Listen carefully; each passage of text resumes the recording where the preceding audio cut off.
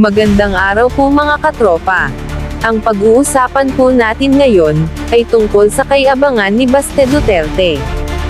Opo mga katropa, matatandaan po natin, last week, ay hinamon niya si PNP Chief General Nicolas Torre III, ng santukan. At syempre, tinanggap niya ito, sa isang boxing match. Pero nang malaman ito ni Bastos, Baste, ay para siyang nahimasmasan.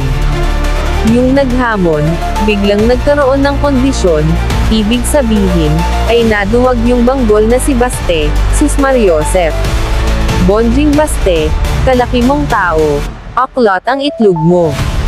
Manang-mana ka talaga sa tatay mo, sobrang hambog pero lampa naman. Matatandaan po natin, na minsan na ring hinamon si Digong ng rat-ratan, pero tulad din ni Baste, nangaligkig din sa takot. Mahilig lang mag-trash talk pero wala namang itlog. Ngayon, kung talagang matapang ka, at dahil ikaw ang humamon, panindigan mo ang salita mo. Tutal, sabi mo nga, gusto mong mambugbog ng unggoy, edi pumunta ka sa venue. Dahil alam mo ba, na gusto ring manggulpay, ni General Torre ng isang dugong, na tulad mo.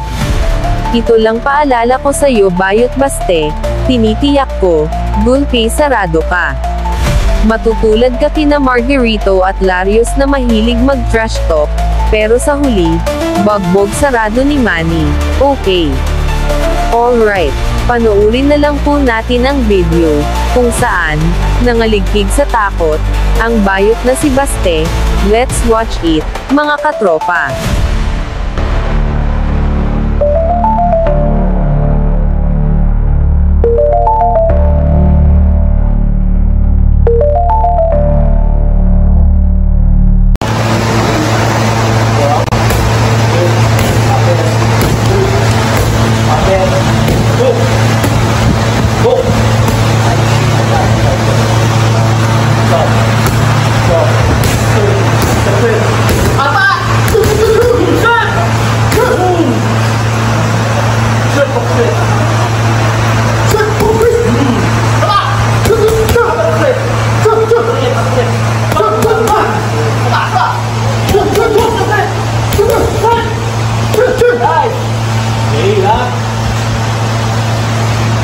Jump the car,